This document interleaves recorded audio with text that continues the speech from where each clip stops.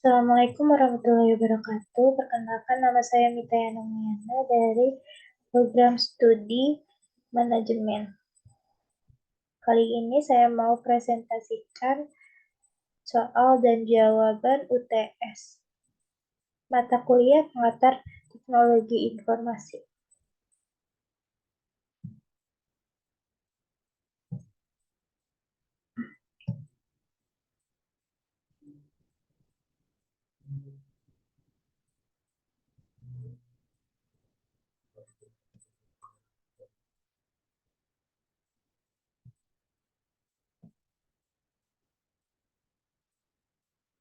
Kuis A. Pengetahuan dasar komputer. Soal pertama yaitu, hampir semua masyarakat saat ini menggunakan komputer atau smartphone sebagai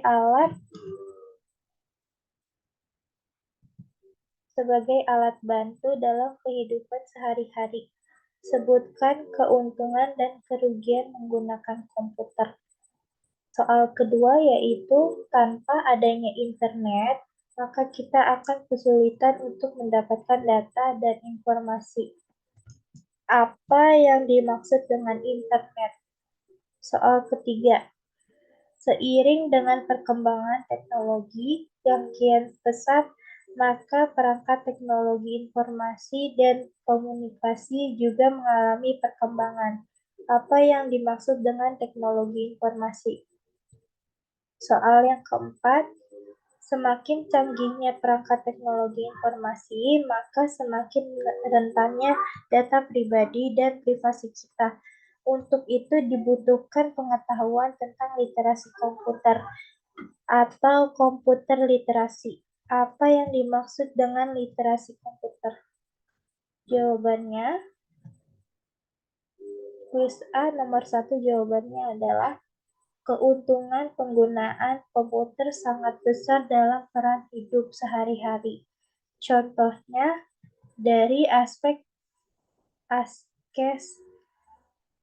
informasi dalam pekerjaan, produktivitas dalam bidang komunikasi maupun dalam bidang pendidikan. Sedangkan kerugian pengguna komputer, manusia menjadi ketergantungan pengguna komputer. Adapun keamanan, mengancam privasi informasi data pribadi, dan tidak ada kesetaraan dalam mengakses internet beberapa kalangan masyarakat atau daerah terpencil. Jawaban nomor 2, kuis A, yaitu internet adalah jaringan global yang menghubungkan berbagai jaringan komputer di seluruh dunia, memungkinkan pertukaran informasi, data, dan sumber daya. Istilah internet berasal dari kata "in-connect networks" atau jaringan yang saling terhubung. Internet memungkinkan komunikasi dan akses ke berbagai layanan secara global. Jawaban nomor 3, kuis A, yaitu teknologi informasi atau TI, merujuk pada pengguna teknologi untuk mengumpulkan, penyimpanan, pengelolaan, dan mentransmisikan informasi. Ini mencakup perangkat keras, perangkat lunak, jaringan, dan infrastruktur lainnya yang digunakan untuk pemrosesan dalam distribusi data. Teknologi informasi memiliki peran sentral dalam mendukung kegiatan komputasi dan komunikasi di dalam sektor tersebut, termasuk bisnis, pendidikan, pemerintahan, dan kehidupan sehari-hari.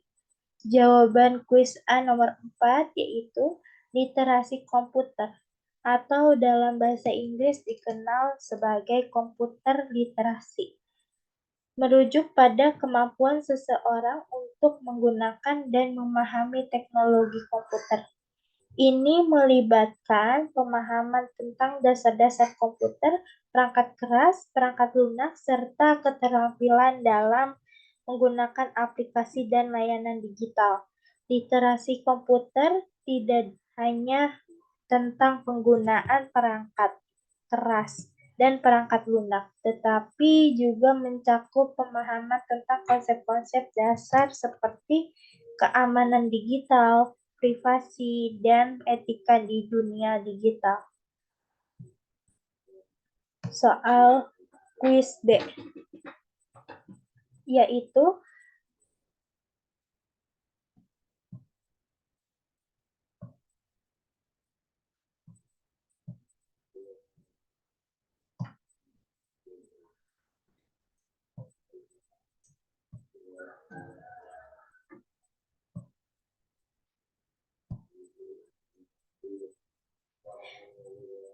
soal kuis B yaitu komponen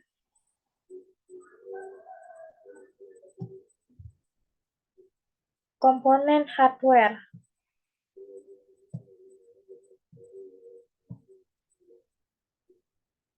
Nomor 1, apa yang dimaksud dengan sistem unit? Nomor 2, di dalam sistem unit terdapat dua jenis memori, sebutkan dan jelaskan. Nomor 3, jelaskan mengenai bit dan byte dan konversikan angka 140 dalam kode biner.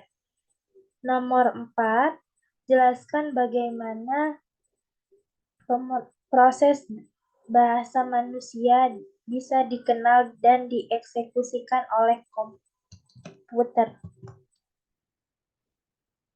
Jawabannya, kuis B nomor 1 yaitu sistem unit komputer atau komputer unit sistem dapat merujuk pada unit dasar dari suatu sistem komputer, seperti kilobyte, megabyte, gigabyte, dan sebagainya. Ini menggambarkan kapasitas penyimpanan atau kecepatan pemrosesan data dalam sistem komputer. Jawaban nomor 2 adalah A. Random Access Memory atau biasa disebut RAM. Fungsi memori utama digunakan untuk menyimpan data dan program yang sedang dijalankan secara aktif oleh komputer.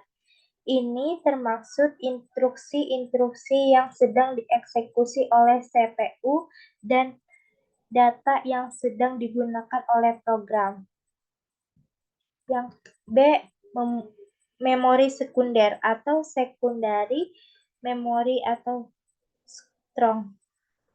Fungsi memori sekunder digunakan untuk menyimpan data secara permanen, termasuk file sistem operasi, program aplikasi, dan data pengguna. Ini mencakup hard drive, solid state drive atau SSD, CD-ROM, dan perangkat penyimpanan eksternal lainnya. Jawaban nomor 3 adalah yang A. Bit merupakan singkatan dari binary digit. Ini adalah unit dasar dalam sistem bilang biner yang hanya dapat mengambil nilai 0 atau 1. Bit digunakan sebagai dasar untuk menyusun informasi digital dan merupakan fondasi dari semua data komputer. Yang ke B adalah byte, adalah unit penyimpanan data yang umum digunakan dalam komputasi atau menyatakan ukuran file, kapasitas memori, dan kecepatan transfer data. Dengan 8 bit, kita dapat memiliki 256 kombinasi nilai.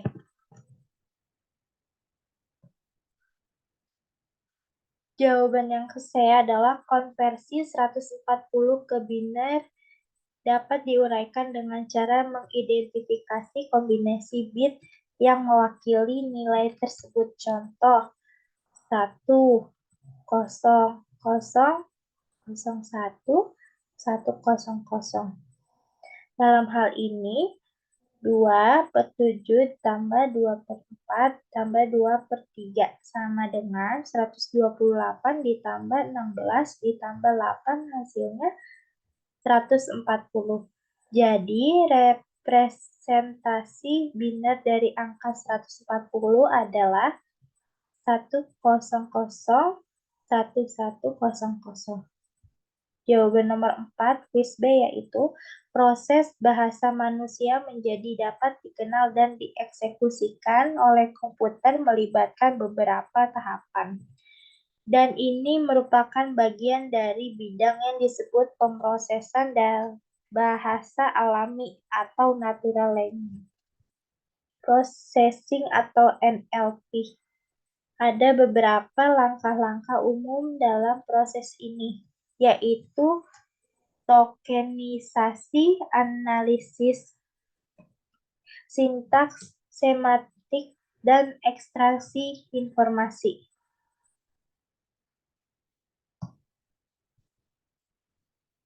Kuise, perangkat input. Soalnya yaitu nomor 1, berdasarkan data yang diinput, sebutkan jenis-jenis perangkat input. Soal nomor 2 yaitu berdasarkan jenis pembacanya, sebutkan jenis-jenis perangkat scanner.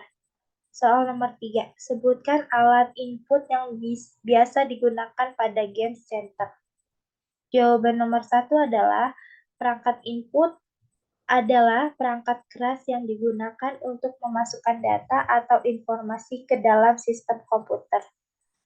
Jenis perangkat input bervariasi sesuai dengan tujuannya. Berikut contoh beberapa gambar jenis perangkat input yang umum digunakan. Seperti contohnya di sini ada scanner, ada keyboard, ada mikrofon, ada mouse, dan sebagainya. Jawaban nomor 2 adalah jenis-jenis perangkat scanner. Yang pertama adalah flatbed scanner ini memiliki kaca datar di bawah penutupnya, di mana dokumen atau gambar ditempatkan secara datar untuk dipindai. Yang kedua, sheet feed scanner, di mana dokumen ditempatkan dalam penarik kertas dan secara otomatis disuapkan ke dalam scanner untuk dipindai satu persatu. Yang ketiga, handheld scanner, yang dapat dipegang dan digerakkan secara manual ke atas dokumen atau objek yang akan dipindai.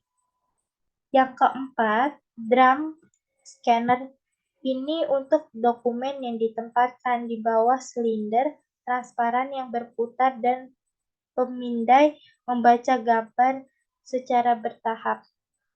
Yang kelima, film scanner, dirancang khusus untuk memindai film fotografi atau slide. Yang keenam, 3D scanner, untuk memiliki objek fisik untuk membuat model 3 dimensi.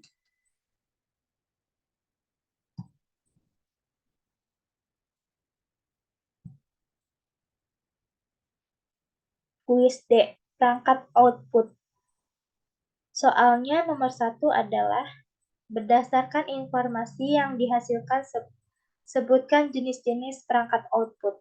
Soal kedua, sebutkan jenis non-impage printer. Soal ketiga adalah jika kita akan membeli monitor, apa yang paling penting harus diperhatikan? Jawaban kuis D nomor 1 adalah perangkat output gunakan.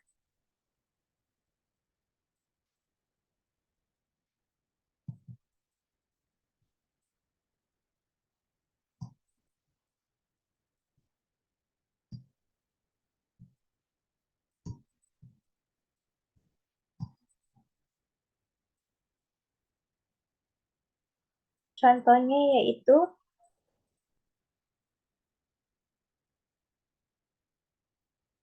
printer, terus speaker, terus monitor, dan sebagainya.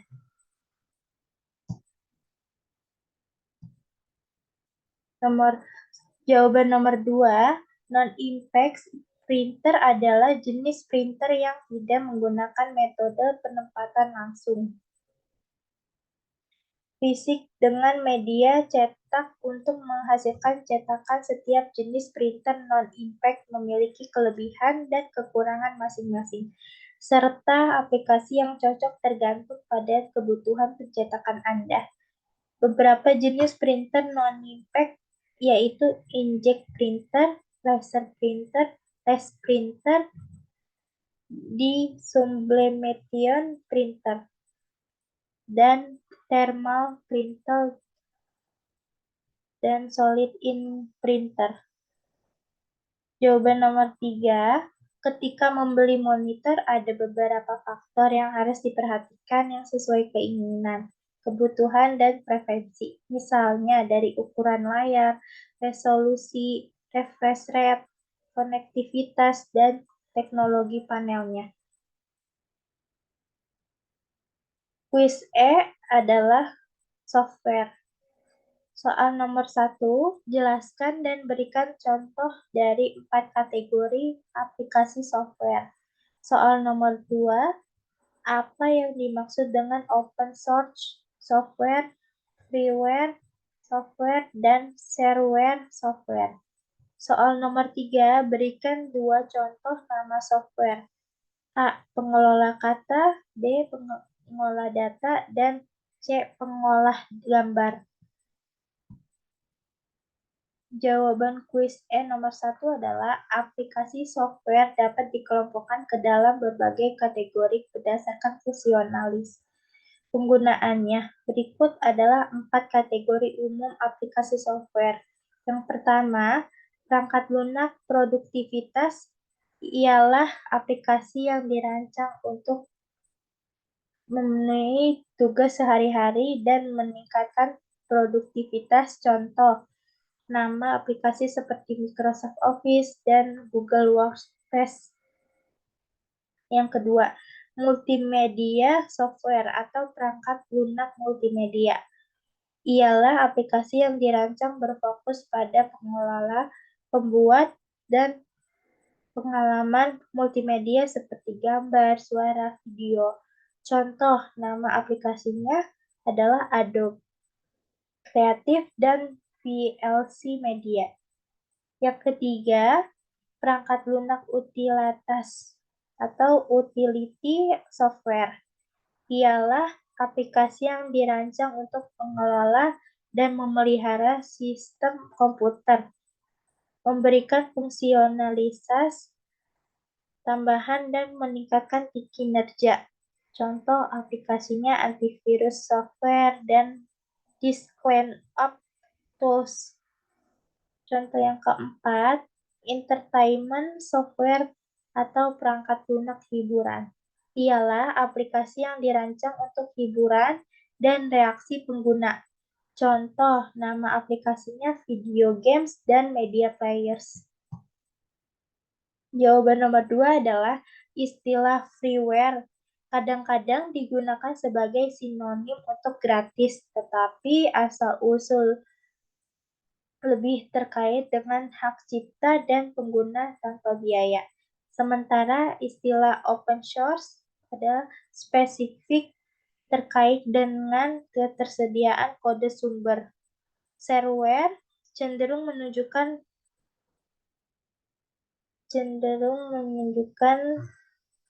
monitor tersebut. Perlu dicatat bahwa terminologi ini dapat bervariasi dan konteks penggunaannya dapat memberikan arti yang sedikit berbeda.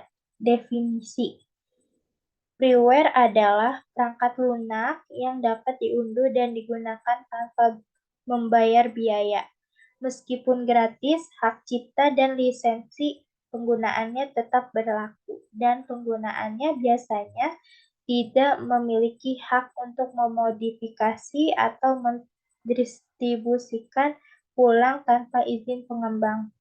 Yang kedua, open source software atau perangkat lunak sumber terbuka adalah jenis perangkat lunak yang kode sumbernya tersedia untuk umum. Pengguna dapat melihat, memodifikasi, dan mendistribusikan ulang kode sumber ini sesuai dengan lisensi yang biasanya mengizinkan akses terbuka.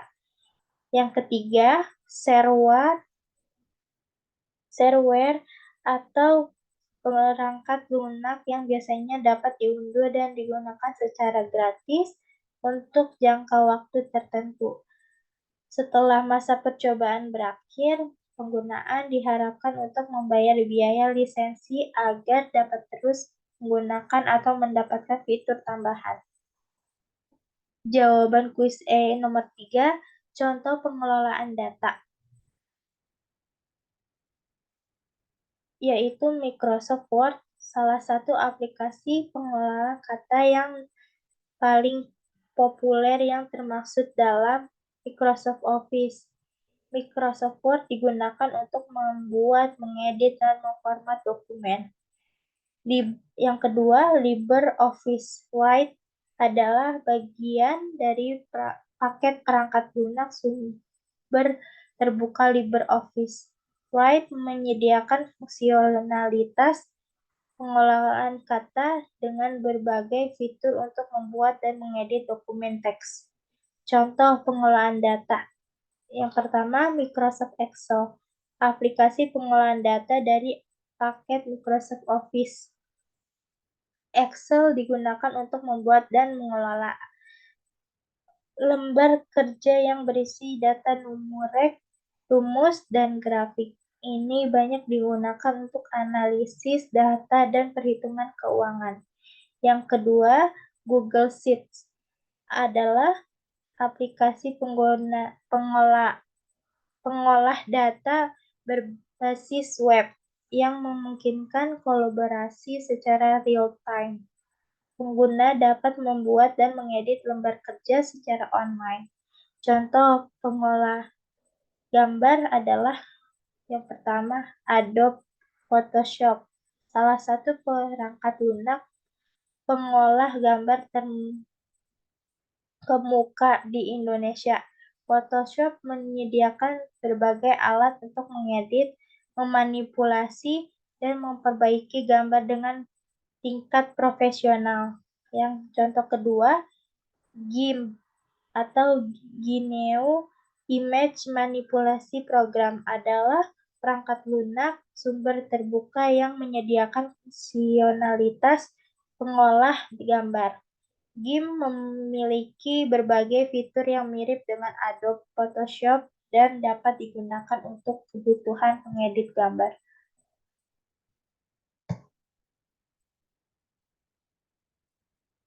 Quiz F Database. Soal pertama, jelaskan pengertian Anda mengenai A. Database, B. Table, C. Record, D. File. Silakan menggunakan gambar contoh ilustrasi. Soal kedua, bagaimana Anda menjelaskan primar key pada sebuah tabel? Soal ketiga, apa saja operasi dasar database dan jelaskan. Quiz F, jawaban soal pertama yaitu database adalah kumpulan data yang diorganisir secara struktural untuk memudahkan pengaksesan dan pembaruan. Basis data menyediakan cara untuk penyimpanan, mengatur, mengelola informasi sehingga dapat diambil dan diolah dengan efisien. Yang kedua, tabel dalam konteks basis data relasional. Tabel adalah struktur dasar yang digunakan untuk menyimpan data. Tabel terdiri dari basis,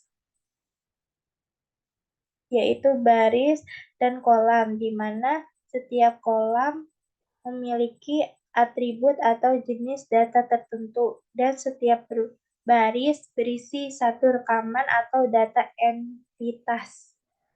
Yang ketiga, record adalah salah satu baris atau entitas dalam tabel basis data. Setiap rekam mengandung nilai untuk setiap kolam yang sesuai dengan atribut atau jenis data yang dijelaskan oleh tabel. Secara umum, rekam mewakilkan salah satu unit data yang lengkap. Yang keempat, file.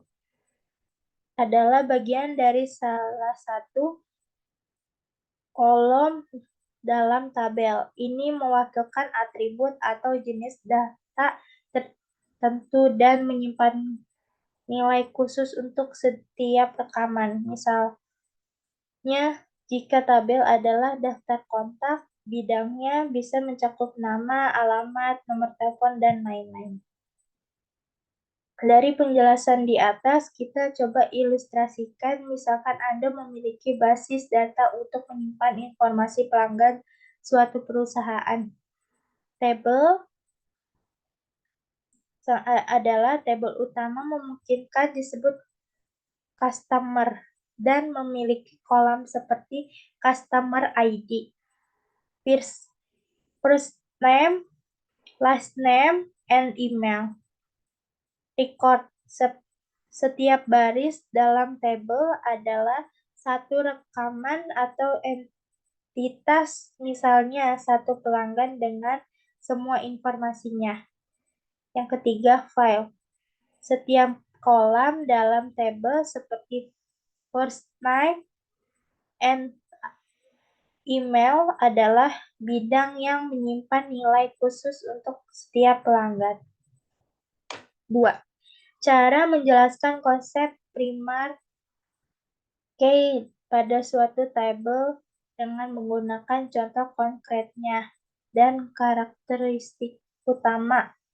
Berikut di bawah ini cara menjelaskan primar key pada tabel di antaranya. Contoh tabel.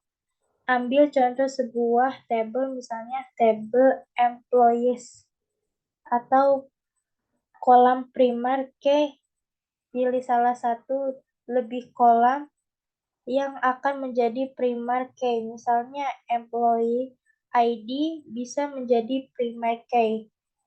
Unik dan tidak boleh diduplikasi. Setiap nilai dalam kolom primar key harus unik. Tidak boleh ada dua karyawan dengan employee ID yang sama. Identifik unit.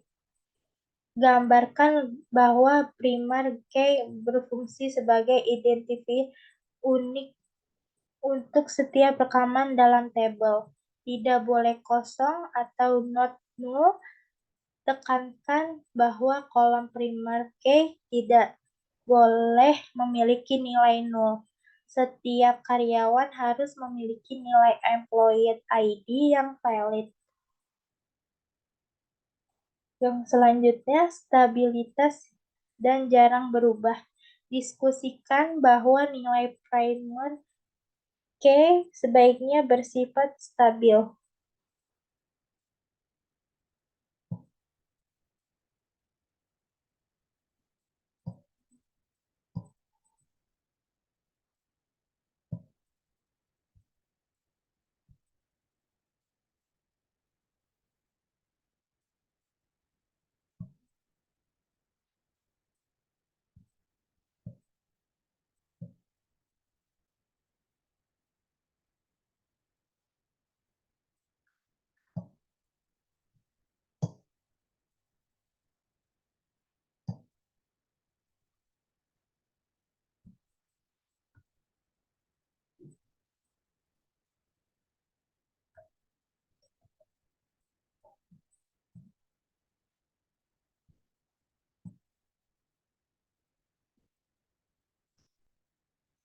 Stabilitas dan jarang berubah. Diskusikan bahwa nilai primary key sebaiknya bersifat stabil dan jarang berubah. Ini membantu dalam mempertahankan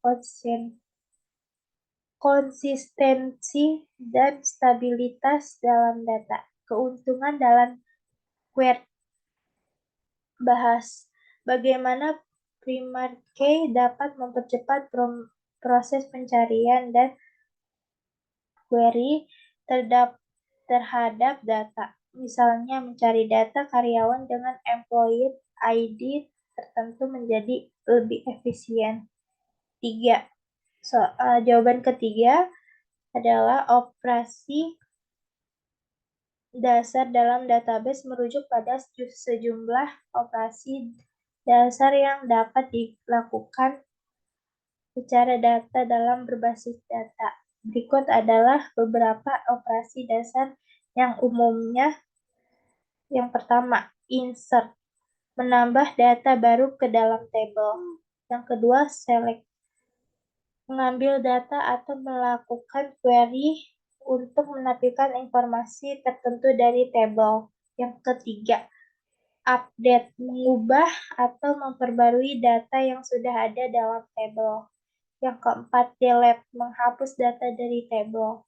Yang kelima, join, menggabungkan data dari dua atau lebih tabel berdasarkan kondisi tertentu. Yang keenam, mengurutkan hasil query berdasarkan kolom tertentu. Yang ketujuh, filter, memfilter data berdasarkan kondisi tertentu dalam klausa well. Yang kedelapan, group by, mengelompokkan data berdasarkan nilai kolom tertentu. Yang kedelapan, aggregate, adalah menggunakan fungsi aggregate seperti count, sum, average, mean, atau max untuk menghitung nilai statistik pada satu atau lebih kolom.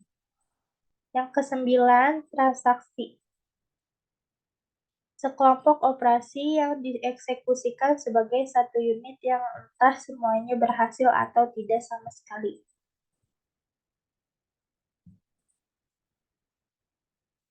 Sekian penjelasan UTS dari saya. Terima kasih dan wassalamualaikum warahmatullahi wabarakatuh.